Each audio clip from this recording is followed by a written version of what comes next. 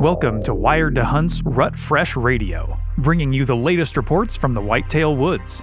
Presented by First Light, creating proven, versatile hunting apparel for the stand, saddle, or blind. First Light. Go farther, stay longer. And now, your hosts, KC Smith and Tyler Jones. With cooler temps across much of the country, many are seeing deer movement creep towards daylight. For September hunting, it seems the stoke is pretty high for taking down target bucks in the next week. This is Rut Fresh. Let's go.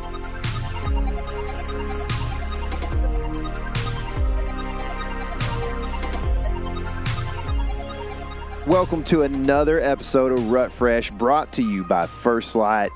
We are glad that we have got a bunch of new First Light to deal with this year, KC, aren't we? Yeah, man, I've been out here sweating it up in New Mexico, so having to change clothes pretty often. So it's kind of nice to have a lot of different gear. You know, it is kind of cool, the merino stuff. I've been wearing a wick a lot. You can wear it a couple days, and it ain't no sweat, you know, as far as like stink or whatever. So it works pretty well. Yeah, it's the merino in the mountains, especially when you're not able to get showers and stuff, man, is just the thing. So. Yeah. And that's the thing that I was drawn to First Light first for, was in 2016, man, was that merino piece. I was told that it was the best. Tongue twister. I'm telling you. Hey, and I nailed it, dude. I nailed it. I'm sorry to bring attention to it. You did well. Yeah, thanks, dude. So we're fixing to get into whitetail, but real quick, how's the elk hunt going? Elk hunting's great, man. There's lulls in the middle of the day because it's kind of hot, but otherwise, I mean, they're rocking and rolling. We actually had kind of a slower morning this morning. We tried a new area, and I kind of actually, one of the things that we do at the Element whenever we're hunting about near anywhere for anything is we do our best to kind of cross off areas as that's unproductive ground. And I actually haven't been able to do that too much here because there's a lot of elk around. So, for the first time this morning, I was able to say, you know what, probably not coming back here. Yeah. So that's probably a pretty optimistic way of looking at that. But that's what I do, Brad. Yeah. Well, you know, another good way to cross ground off, or the opposite, right, to find the good spot is to hang trail cameras. And so that's something that we've been doing. You guys have been doing some of that. We are obviously apart right now, but I've been hanging trail cameras too.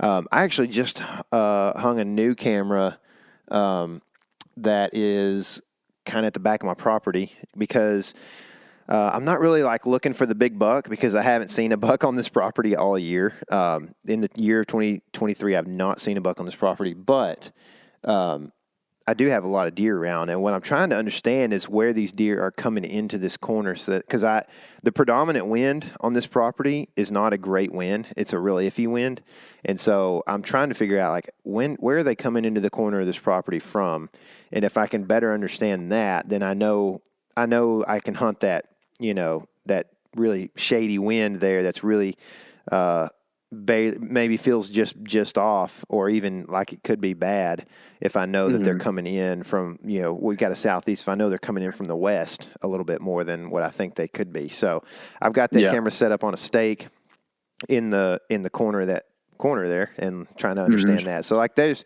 a lot of things you can do with trail cameras. Like I said, we eliminate a lot of ground, especially like on Texas Public, where there's a lot of ground to be eliminated. There's only a couple of good spots, you know, and every once in a while you run into something good, you know. So it's also a good thing to do for human traffic as well. You know, that's one of the things on Texas Public, at least whenever we're eliminating ground, is you see a dude in orange walking around on camera, and you know, like, hey, that place is pretty blown up. Yeah, I guarantee you, it'll just walking through one time, we've seen it shut down cameras pretty good, you know. Yep. And what's handy about that though is like, you know why why it shut down if it does, and if it doesn't, then you're like, okay, well, they didn't walk through anything important at the time, so good to go or whatever. But it's just good to keep that in mind, and we've seen that happen. And you know, you start seeing a dude in there 2 or 3 times in the month of October, then you know probably in November that place is not going to hunt very well, because he's probably going to be back in there. So, you know something that the longer I hunt and the more I mess with stealth cameras, especially, the more I look at cameras more on a year-to-year traffic like data wise, as opposed to the here and now. You'd think that you would be thinking about, like with cell cams, like the borderline fair chase thing is like, oh, he's in there right now, let's go. But it's actually, I drift the other direction, where it's like, okay, since I have a cell cam in there, I don't have to return to this place, and I can leave it out all year long. And it's almost like a sacrificial camera. I may or may not ever make it back to go pick up, or it's liable to get stolen or messed with or something between now and then, whatever. Yeah. But I can accrue like months of data without having to go and fiddle with the camera. And actually, we did that on the way out here. Stopped in a super secret little spot on some public ground and put out a camera on a big creek crossing that I don't expect to do a lot right now. But as the rut moves on, or as things start to heat up, which is what Rut Fresh is about, right? Bringing the report as to what's going on in the deer woods. As that starts to push towards, late October, November, I expect that camera to light up, and really, I'm hoping for some good information that will lead me to making some interesting decisions for the years to come. For sure. Man, the cell cams are pretty handy also in a more immediate sense, not necessarily in the most immediate, but for us, like I think about a place that, or an area at least, it wasn't this exact place, but an area where you and I had a camera, or I put a camera out a couple of years ago, and it wasn't super far off the road, and we didn't expect much out of it. It was a regular camera, trail camera. And we went and checked it, like we pulled the card on like the last day of the season, and we were blown away. It had been there since August, and we were blown away by what was in there. And we were like, there's bucks everywhere. It's not even far off the road. What's going on? So it taught us something for the next year. But at the same time, you're able to now with a cell camera. It's not like the buck's in there right now, go get him, because this place is kind of far from us anyway. But it's more like, hey, there's nobody in there this season, so let's go in there. And it allows you to have a good, fun hunt on public land instead of going in there. Tyler? Yeah, I know. It's just like the fun ant. You know what I mean? It's it's the same word. But that's for me. It's like, man, people want to hate on these things, but I mean, and they can certainly be used, but in the wrong way. But so can a vehicle. You know what I mean? Like, so can a crossbow, a rifle, a bow and arrow. Bow and arrows were not legal for hunting for a long time because they're silent. That was the thing in some states because they're quiet. So they didn't know, they thought people were poaching because they could shoot a bow and arrow. I was like, oh, okay, well, just don't, you can. Don't do bad things. Yeah, you can do that. You can, I mean, dude, people are going to be evil with things. You know what I mean? So like, and not to say that like killing a deer that you saw on the camera 20 minutes ago is evil. It's up to you, man. But like, if you don't go over the limit, they're set there for a reason, right? You shoot your deer and be done or whatever if you want, if that's what you want out of your hunting experience. But my whole thought is this, like when I go traveling to hunt out of state or even in state on public ground somewhere, and I got to get up at 2 a.m. to go do that, it would be awesome if I could go have a hunt that was fun and I don't get like worn down at the end of the year because I'm hunting a place that I didn't know a guy was in or whatever, So it's just, for me, that's the main benefit of cell cameras. Funny that you bring that up because last year we were in a state, big buck state, on some public ground, and you had gone into a place to hunt that we had a cell cam on, but you were on a different area of the property, and you had a bad hunt while you're in there. You just barely heard like a deer snort wheeze or something from what I remember, but didn't see a lot. And lo and behold, on cell cam, Slim Jim's over there walking around, stalking around with an arrow knock just throughout the whole property, you know? And it's like, if you didn't have the camera data, like take cell cam out of it, just in general, if you didn't have camera data like that to look at, you would think that maybe your access was wrong or there was no deer on the property or yada, yada. But because you have that data, then like, oh, here is the extra factor that was unknown until we looked at the camera data. So pretty cool thing. And this is the time of year to get that stuff out. I know a lot of people like to get cameras out, get velvet pictures and all that, and they're awesome. Believe me, one of the cool things about trail cameras is just the pictures themselves. It doesn't matter. Like I literally would hang a trail camera on a place I wasn't allowed to hunt just to, if it had cool deer on it, to look at the pictures of, But this time of year as a hunter, late September is the time to go get cameras in the woods. Because if you have a fairly efficient camera with fairly efficient settings and good batteries, I mean, you can put a camera out now as long as it's not over like a bait station, and that thing will run for almost the whole season probably. Yeah. And so you can get all that data, and you don't have to go in there at a more crucial time, like say like an October 21st or something, where a deer is really starting to establish his core area for the fall. You don't want to go in there and mess that up real bad. Sure, dude. And we've got a guest today that's going to talk about the same thing where, as I've spoken with him in the past week, I've heard that he's looking at and seeing some of these deer in areas already that generally are more of a rut area. And so a little less in that kind of summertime pattern. So you get that stuff out now, you start to pick those deer up as they transition into those areas, and it's pretty low, it's a low risk situation for you as far as spooking deer and those kind of things, so. Yeah. Well, dude, the second best thing you can do to understand what deer are doing is to put your trail cameras out this time of year. But the bestest thing you can do right now is listen to the Rut Fresh report from across the country. So, Tyler, I'm not there because I'm out hunting elk in New Mexico. You did all these interviews this week. Thanks for doing that, man. And who did you talk to? Man, we have a slew of dudes from all over in different areas of the U.S., so I'm really excited to bring forward a couple of these guys. For one, we've got Grant Forney with the Everyday Outdoorsman. He's out in Maryland. He's had some success, and we'll hear from him out in the Maryland area. If you head south, we got our buddy Justin Henry in Florida. He's going to talk about Florida a little bit, a place that is so foreign to a lot of us deer hunters.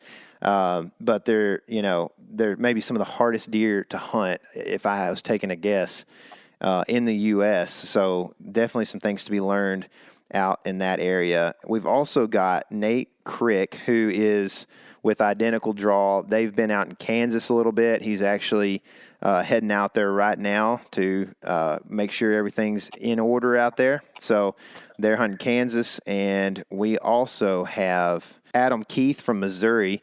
Adam has had some really awesome success. Those guys do a bunch of management stuff with Land and Legacy, and they're just good dudes. We enjoy hanging out with them. Got to do a turkey video with those guys, or a turkey hunt that turned into a really cool video a couple years back in the spring. They've got a cool place up there. So that's who we're hearing from this week, man. Dude, it's a good diverse group from across the country. Seasons are starting to open up in more and more places. And I kind of say this every week, but we're getting closer and closer to deer season, man. It's season in some places right now. That's and right. It won't be long before you and I are chasing whitetails. But for the hype, let's talk to these guys right quick and see what they have to tell us. All right, now on the phone, I've got Grant Forney with the Everyday Outdoorsman. What's going on, Grant?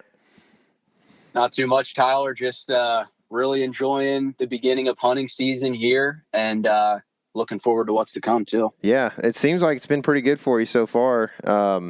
What's it like hunting in Maryland, man? Is it big woods, or what are you mostly getting after there?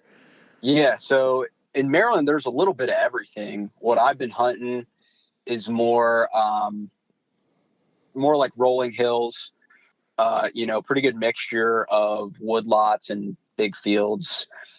Been hunting one piece of public with a lot of crop fields on private that butt up to the public. Mm-hmm. But that's been pretty good. And is that corn? Corn Okay. and beans. And then there's also a pretty good amount of oaks on that public as well. So there's some pretty good oak flats to hunt deer coming in too. So are you seeing the oaks drop? Yeah, the oaks have been dropping. And, to be honest, the hunting, I have had a little bit of success. The hunting has actually been a little tough. The deer movement has been pretty slow these first 2 weekends of the season. Opening weekend, I didn't even lay eyes on a deer and 3 sits. And then this past weekend, had a slow sit again Friday evening, didn't see anything. And then Saturday, I finally saw a couple deer, and I was actually able to connect on 2 does Saturday. So was happy to fill the freezer, but really I can't say that the deer movement has been awesome. Yeah, sure. Well, that's cool, man. It's good to let an arrow loose, man. I still get pumped when I shoot does, you know what I mean? Oh yeah. Yeah, for sure. No, it was fun. So, deer movement's been slow. Now, is that because the weather's stagnant? I know there's been some hurricanes kind of heading up the East Coast and that kind of thing, or is it just something else that you think? Yeah, so I think opening weekend there, the first 2 days of the season that I hunted, it was the warm weather. We had really warm temps, probably some of the warmest temps I've ever hunted in. So I think that really had the movement shut down during daylight. And so I think that's what was causing it to be pretty slow. And then the temps last week, we had a pretty decent temp drop, which had me really excited for the weekend that I just hunted.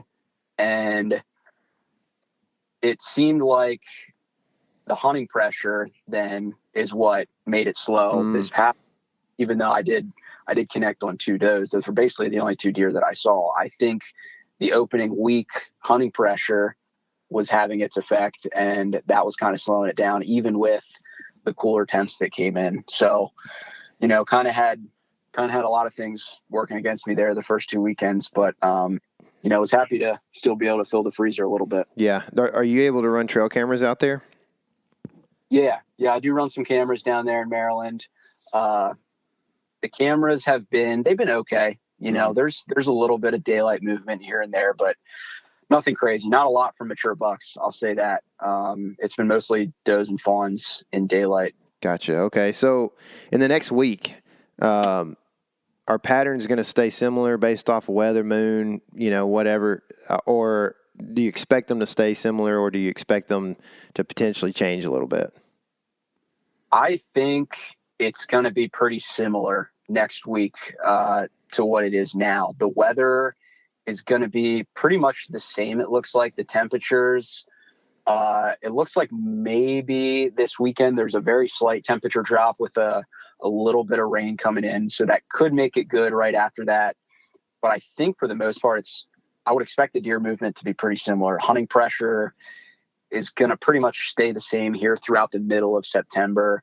And, with the temperature, with us not really getting a major temp drop, I think it's probably going to be pretty similar movement to what we're seeing right now. Okay. So on a scale of 1 to 10, what would you rate the buck movement to be like next week? I'll probably give it a 4, probably a little bit below average, just with the heavy hunting pressure in the areas that I'm hunting. And then, those temperatures that are going to be pretty stagnant. Not only are they a little bit higher than we'd prefer, but it's also like we're going to have pretty consistent temperatures here for several days in a row. So I don't think that's going to help it. So I'll give it a 4. Okay. Well, I appreciate the update, man. Yeah. I hope you guys have a great season, man. I hope you guys are able to put down a few Maryland bucks and wherever else you end up. And I'm sure we'll get to talk to you again at some point, man. I appreciate the time. Yeah. Well, I appreciate you having me on, Tyler, and good luck to you guys this year too. Thanks, man. See you, Grant. See you later. All right, I'm talking to Justin Henry right now. He's out in Florida. Justin, we had you on last year. What's been going on since then? Not a whole lot. Just as well as I know, being from Texas, heat, and more heat. Yeah, that's been, man, I'll tell you what, the last few days here in the mornings, I've almost had to put a sweatshirt on, but it's been, 80 late or high 80s to low 90s the last few days is high, so it's crazy that feels good, but it does, So you guys have had some heat, and you've been out hunting a little bit in Florida, which is such a weird state for most of us other people to think about deer hunting, but you guys, you live in it and you know what's going on. What were you hunting as far as patterns go in the last week or so? Zone C, which is Central Florida, opened up this past weekend, and I pretty much was on the food, basically finding those dropping acorns, set up in around an oak flat outside of some thick areas, palmettos and stuff, and hoping to catch them. Yeah. So the what kind of oaks are they? Are they big acorns or small ones? They are small acorns. Yeah. I would equivalent it to about half the size of what you'd get out in the Midwest. Yeah, and these are like swampy areas, I guess. Yes, I mean, pretty much you can get into your drier knoll areas where your palmetto flats and stuff like that, your swamps down there by your cypresses and stuff like that. There's water. We've had a good amount of rain the past couple of weeks. It stayed dried for so long, but we've had a decent amount of rain. So a lot of the ditches and the swamp areas are a little bit higher than expecting. Gotcha. So the oaks are, I guess, in that drier country. Are they swamp oaks, or are they like a sand post oak that's an upland, or what do you? You got some scrub oaks. Uh-huh. So you're, basically scrub oaks or laurel oaks are starting to drop a little bit. And what I call like a live oak. Mm-hmm. No, I haven't really seen any acorns on that. Really just the laurels and, like you said, like a swamp oak. Basically. Gotcha. Okay. So, what's the weather going to be like? And are you guys going to get? I know that it's hurricane season, so things change a lot. You know, is there any cold front in the future that you see? I heard a rumor that it might be like 67 Saturday morning. All right. So I'm stoked about that. That's about for the morning time, that's about a 10-degree swing the way it's been lately. So, I mean, I feel like that's enough to induce a little bit of movement. Yeah. So, you have weird ruts down there. Is that going to, I mean, I don't know when you're hunting Central Florida. I don't know when the rut is, but is that something that could, kind of start the rut essentially?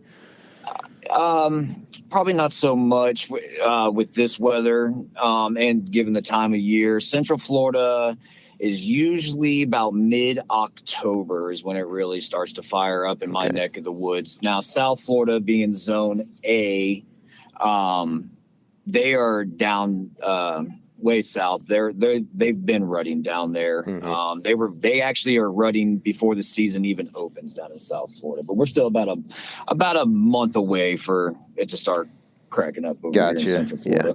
So in the next week, if you were to go out hunting, like say you're going to go hunt that cold front this weekend, are you going to change what you hunt them on, the patterns that you hunt them on, or what do you think? No, I think I'm going to stick to the food. The acorns should still be dropping here for quite a while, and I think I'm just going to stick tight to the food for the time being. Okay, cool. So with that coming in, if you had to rate buck movement on a scale of 1 to 10 for this next week, especially considering that cold front coming in, is it going to jump up, and what's that number going to be? I think I'm still going to give it about a 3 to a 4, depending on the area. I think it's generally going to be on the same side, kind of on the slow side for the time being. Gotcha. Well, I appreciate the report, Justin, and I hope that you shoot one this weekend. Send us pictures if you do, and we'll be talking to you soon, man. Sounds good. Thanks, Tyler.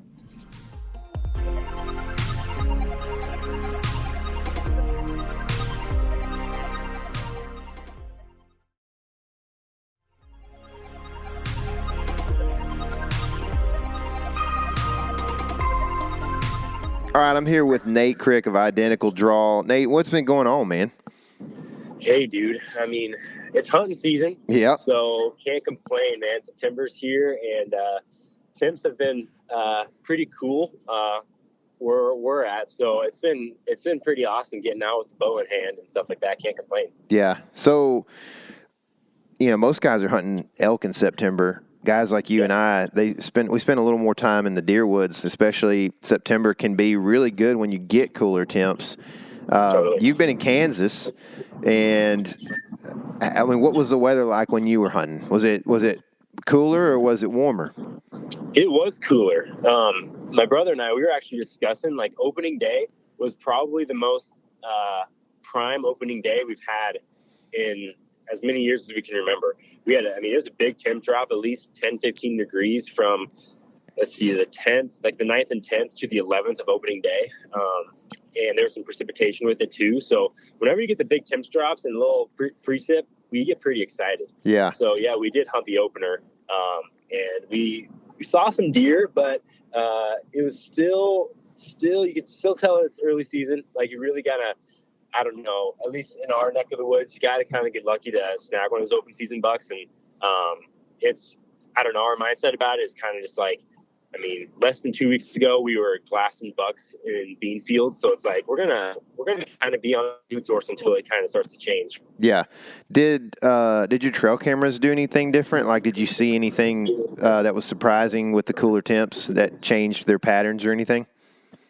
I didn't really see anything. The weird thing that, well, I guess it's not weird.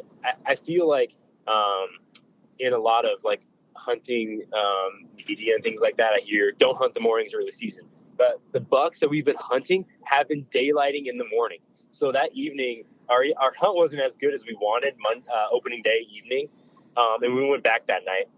But Tuesday morning, the next morning, one of our bucks that we were chasing daylighted, and then 2 days later they daylighted again in the morning. So we were like, man, we need to be switching up our mindset a little bit about this early season morning stuff, because that's when our bucks are moving. I think it's coolest in the morning because it's still in the evenings, it's still dropping temp.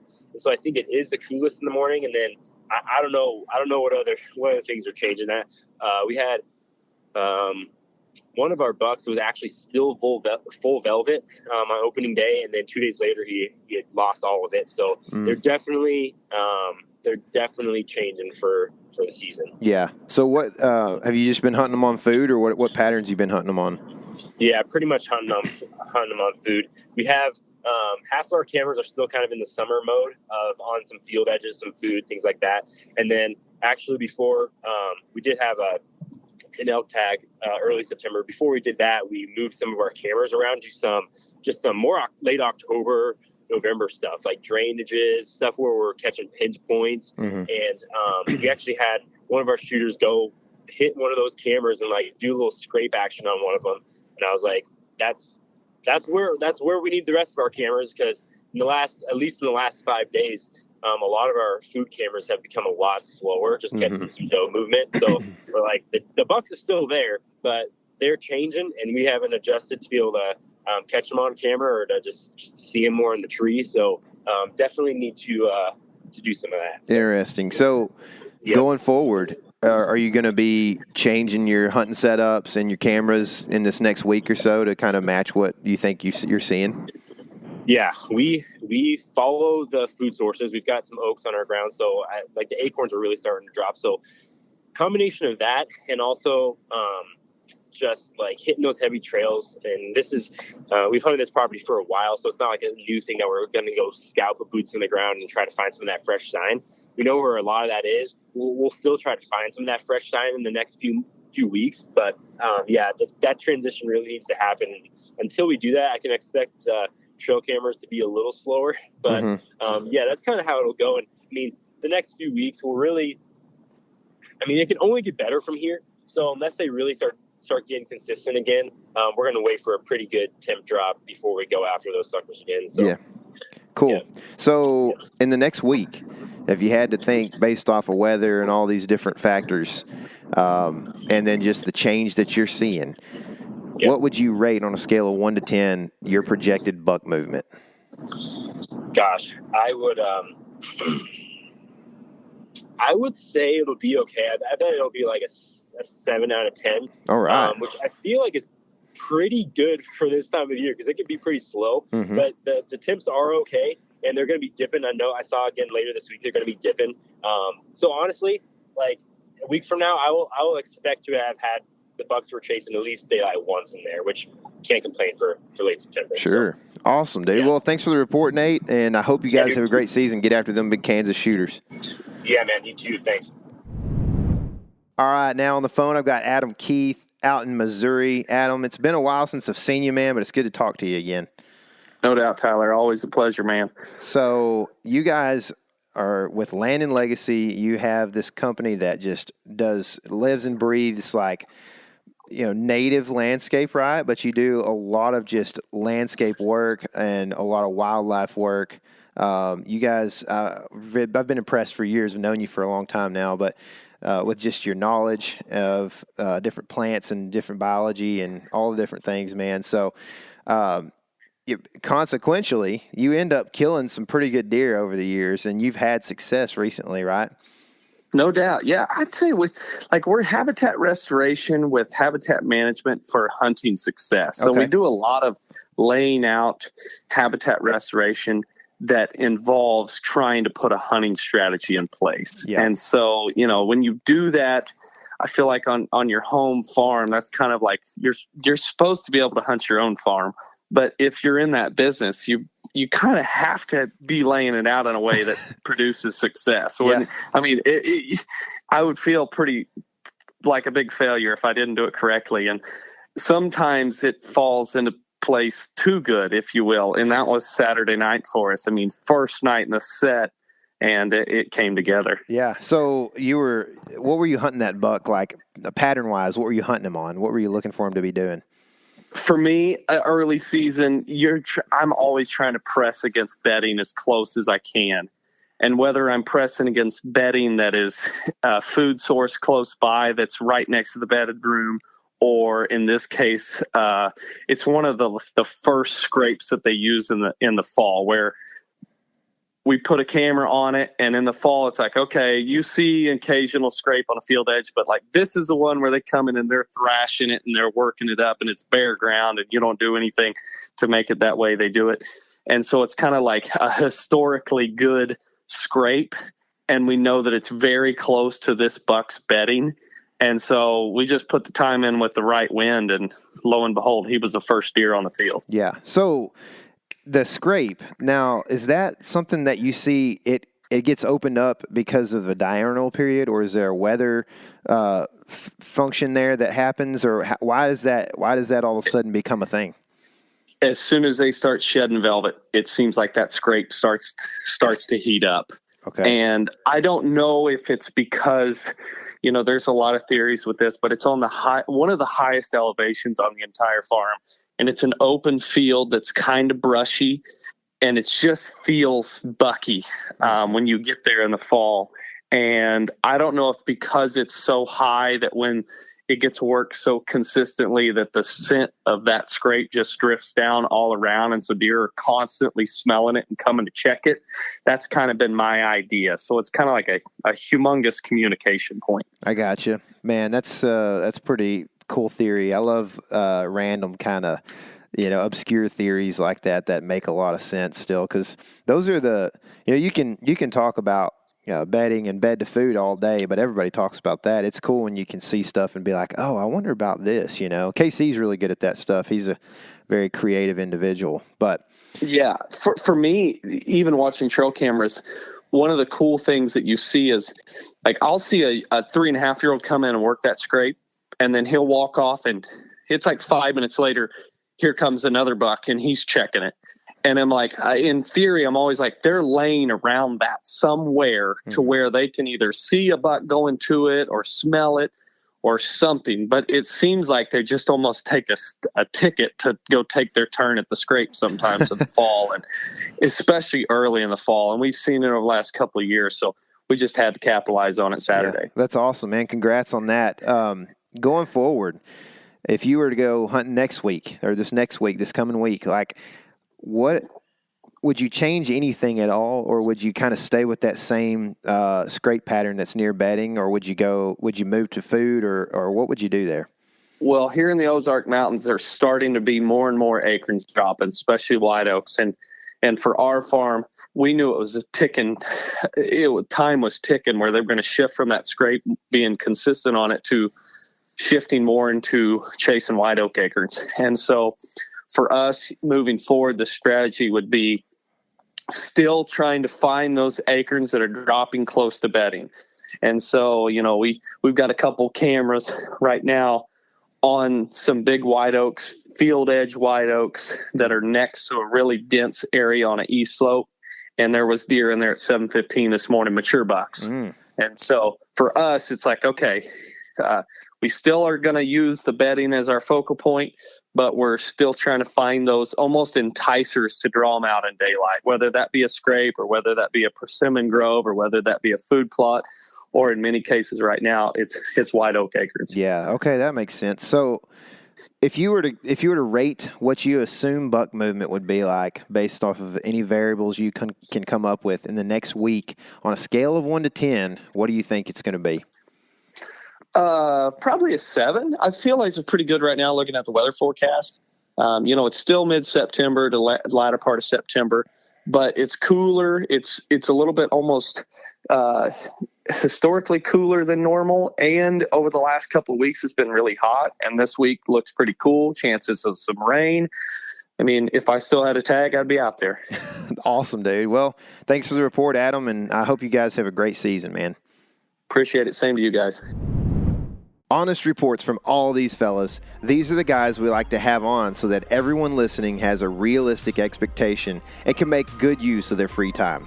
These guys talked a lot about hunting food for the week, and I almost hate to give out this information, but Adam Moore has written a really good short article on the Meat Eater website called 3 Overlooked Food Sources for Early Season Whitetails. Also, there are more 1 week in November episodes coming soon, so make sure you're subscribed to the Meat Eater YouTube channel. Lastly, don't forget to hop over to the Element Podcast and make sure you're getting the latest tips directly from us as we continue to discuss up-to-the-minute discoveries while in the field and answer listener questions. This has been Rut Fresh. Stay fresh.